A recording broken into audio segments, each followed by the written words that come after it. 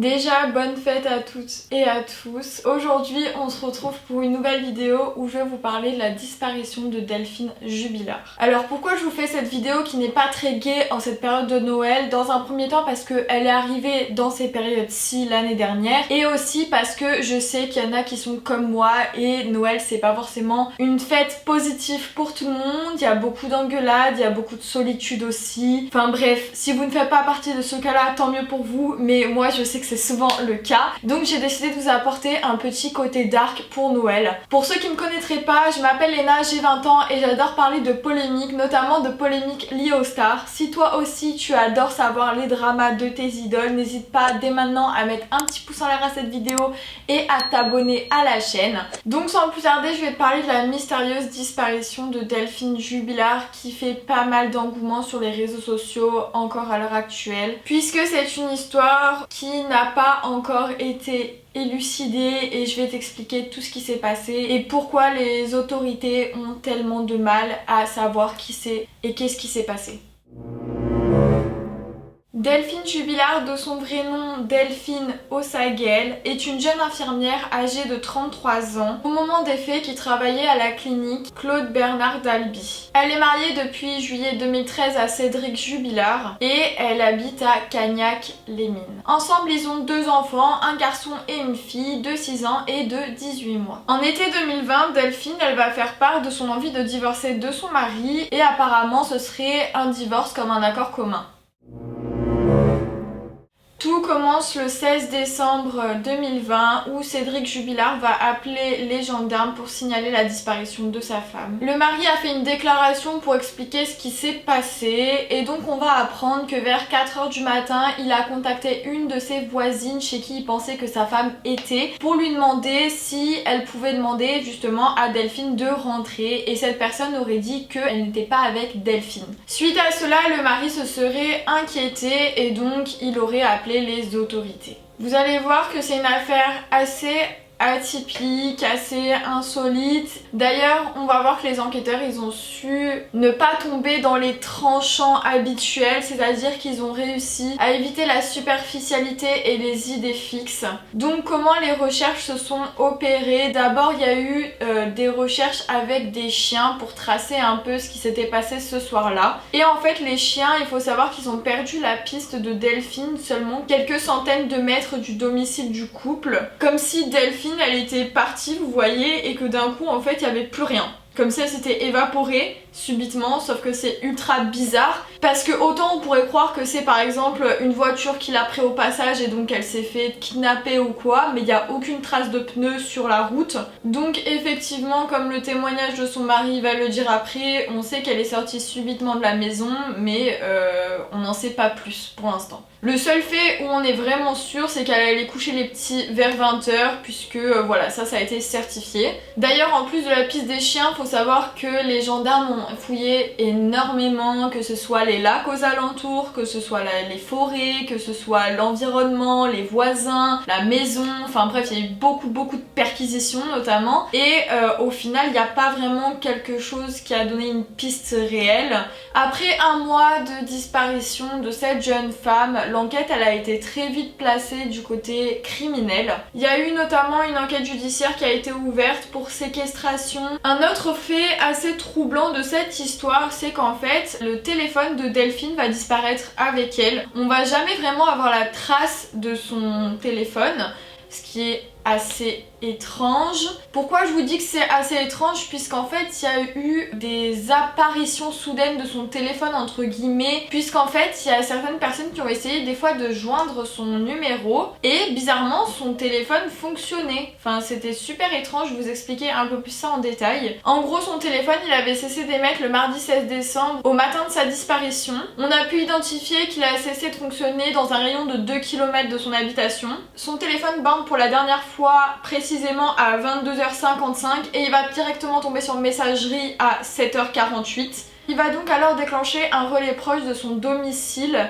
mais c'est pas le relais auquel il bande d'habitude lorsque Delphine est chez elle. Donc ce qui va paraître ultra étrange déjà dans un premier temps. Également, autre fait, la lampe torche de son téléphone n'a jamais été utilisée, ce qui est aussi bizarre parce que en sachant que les faits se sont passés le soir, son téléphone aurait dû être utilisé, en tout cas pour la lampe torche, pour voir où elle allait, en sachant que sa ruelle n'est pas du tout éclairée. Le 13 janvier, son téléphone va s'activer, puis se désactiver, ultra bizarre encore une fois. En gros, son compte Facebook se serait activé un court instant. Pareil, le 9 février 2021, son téléphone va aussi se réactiver, pareil sur Messenger. Ses amis et ses proches toute la soirée ont essayé de la contacter via ce réseau social, mais ça n'a rien donné. Tous ces faits bizarres vont être le 18 juin 2021 certifiés comme étant un bug technique, et ça va être notamment Samsung qui va le certifier. Donc au final, est-ce que c'est vraiment bizarre ou pas, on ne sait pas. Personnellement, je trouve ça quand même bizarre que 2 fois il se réactive, 2 fois ça aurait été un bug, en sachant que ça arrive sur une personne sur 1 milliard, c'est un peu étrange. On pourrait croire aussi que c'est un hack, ou que une personne qui l'aurait kidnappé aurait fait sans faire exprès l'activation de son téléphone.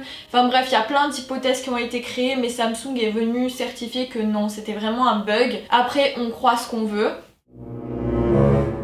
Il y a eu différentes pistes qui ont été annoncées, comme je vous ai dit, d'abord une disparition, puis ça a pris un tournant criminel. Le tournant criminel a été pris très rapidement, seulement en 2 jours, puisqu'il y a eu énormément de faits suite aux enquêtes qui ont dirigé les personnes sur cette voie. Il y a eu une interview qui a été faite sur Paris Match, et notamment ils ont demandé s'il n'y avait pas eu de scènes violentes, s'il n'y avait pas eu de violence entre guillemets conjugale de son mari envers sa femme, et il s'avérait qu'apparemment non, il n'y aurait pas eu de violence, mais je vais y revenir un peu plus tard parce que c'est complètement faux. Au final, apparemment, il y aurait eu de la violence. Mais bon, bref, on en parle après. Il y aurait pu avoir des soupçons également qu'ils auraient pu se poser sur sa beauté, puisque oui, effectivement, Delphine Jubilard est une très belle femme et elle aurait pu disparaître, être kidnappée ou être séquestrée vis-à-vis de sa beauté. Mais c'est vrai que c'est une idée qui va très vite s'évaporer, puisque tout simplement, elle était appréciée. Il n'y a pas vraiment de choses qui font que quelqu'un aurait pu lui faire du mal, même si elle est très jolie. Voilà, c'est une très gentille femme, ses voisins l'adorent, elle a beaucoup d'amis, etc.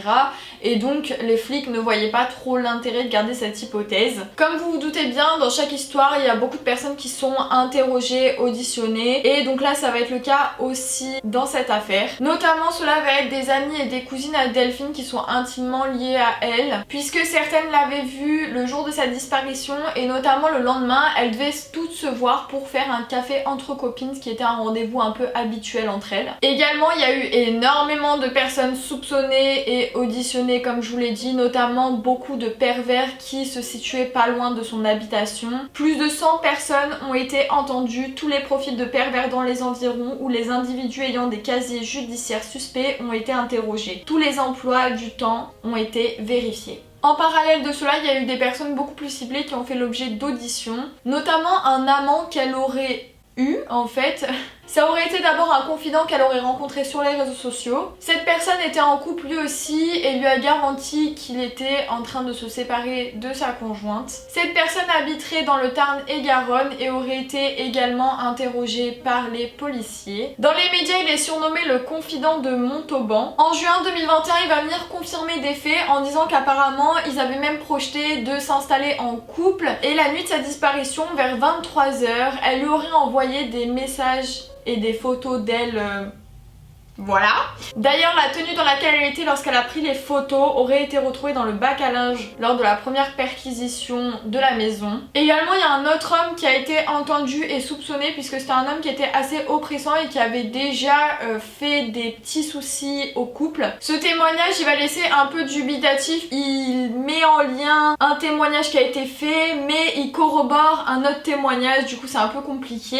Mais bref, il nie tout en bloc, et vu que les policiers n'avaient pas assez de preuves sur lui, bah ils ont pas pu plus le retenir. Ensuite, les voisins ils ont signalé qu'il y avait un camping-car qui a été garé quelques jours avant la disparition de Delphine Jubilard, et donc les enquêteurs sont allés demander et trouver des informations auprès de cette personne, et il s'avérait qu'elle ne serait pas mise en cause, donc ça a été écarté de l'affaire. Donc le 5 octobre 2021, les recherches continuent encore et toujours, notamment par des spéléologues. Les amis de la disparue continuent même elles-mêmes à organiser des battues pour rechercher des indices. Et les recherches sont assez difficiles puisque c'est une ville où il y a pas mal de mines, on va dire, et c'est assez compliqué de rechercher des choses.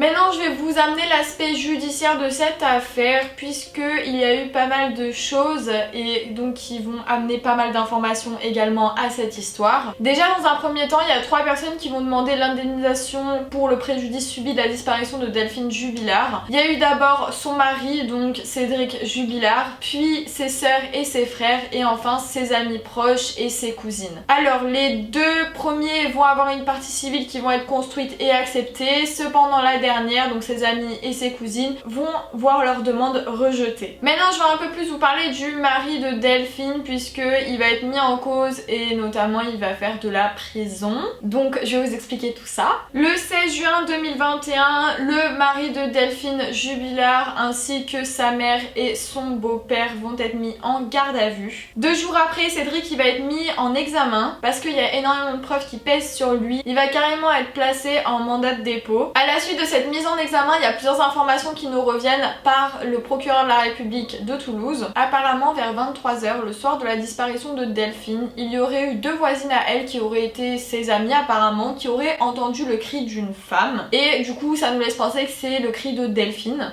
Ça irait dans le sens du témoignage de l'enfant de 6 ans puisqu'il aurait dit apparemment qu'il y aurait eu une violente dispute ce soir-là entre ses parents. On va apprendre d'ailleurs que contrairement à ce qu'on nous avait dit que c'était comme un accord commun leur divorce, bah apparemment ce serait pas le cas puisque son mari aurait du mal à assimiler cette séparation et aussi on va apprendre que ça aurait été quelqu'un de violent, donc comme je vous ai dit apparemment il n'y aurait pas eu de violence, si apparemment il y en aurait eu puisque ce serait pas quelqu'un de très doux on va dire. Apparemment il pourrait se montrer comme quelqu'un de brutal, grossier et agressif. Aussi bizarrement la voiture de Delphine a été retrouvée garée dans un sens inhabituel et apparemment aussi il y aurait de la condensation laissée à l'intérieur de sa voiture, ce qui montrerait une récente présence humaine. Sauf que petit paradoxe qu'il faut savoir, c'est que les clés de la voiture de Delphine étaient dans le sac à main de Delphine. Donc en gros, elle n'aurait pas utilisé sa voiture, mais il y aurait eu de la condensation qui aurait montré une présence humaine, donc quelqu'un d'autre aurait utilisé sa voiture, si vous voyez ce que je veux dire. Autre fait étrange, le podomètre de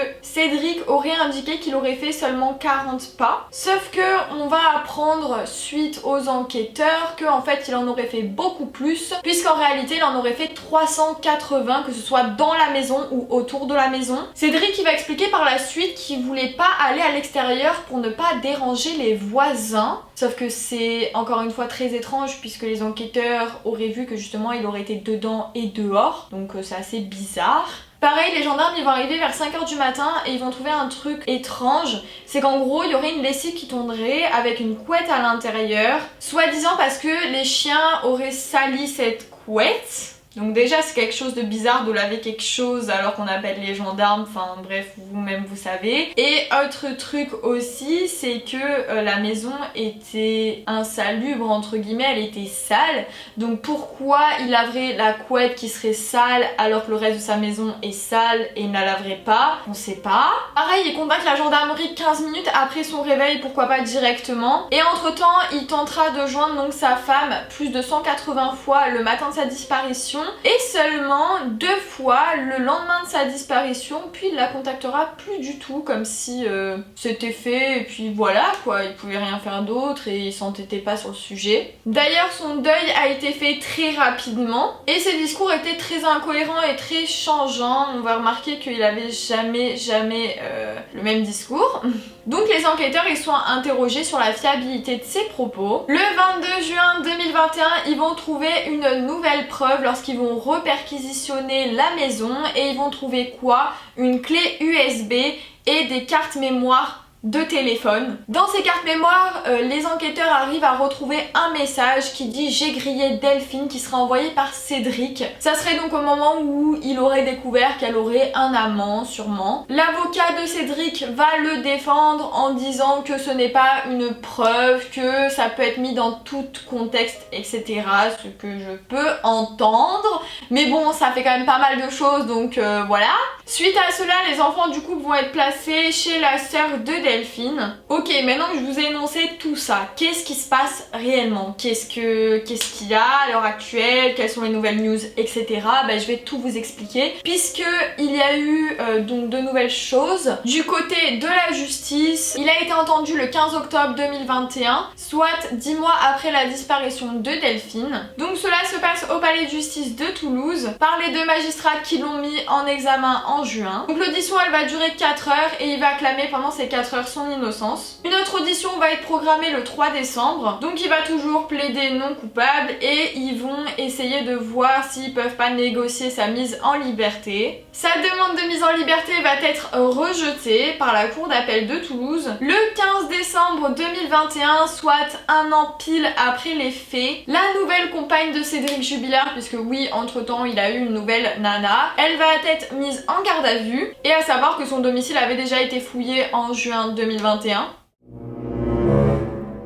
Il faut savoir que cette histoire elle a eu un engouement médiatique énorme, il y a beaucoup de gens qui s'y sont intéressés, notamment des personnes ont créé des groupes spécifiques sur Facebook pour essayer d'élucider cette histoire. Cette affaire elle a notamment été comparée à l'affaire Daval qui est similaire puisque ce serait un mari qui aurait assassiné sa femme et elle porterait plusieurs ressemblances avec l'histoire de Delphine Jubilard que je viens de vous raconter. Voilà, je vous ai résumé les faits puisque cette histoire est très longue, j'ai trouvé énormément d'informations dessus mais je voulais vous faire un condensé pour pas non plus voilà, le jour de Noël, c'est pas non plus le but. Donc ma vidéo est terminée, j'espère qu'elle vous aura plu. Sur ce, je vous fais de gros bisous et je vous dis à la prochaine vidéo. Bisous!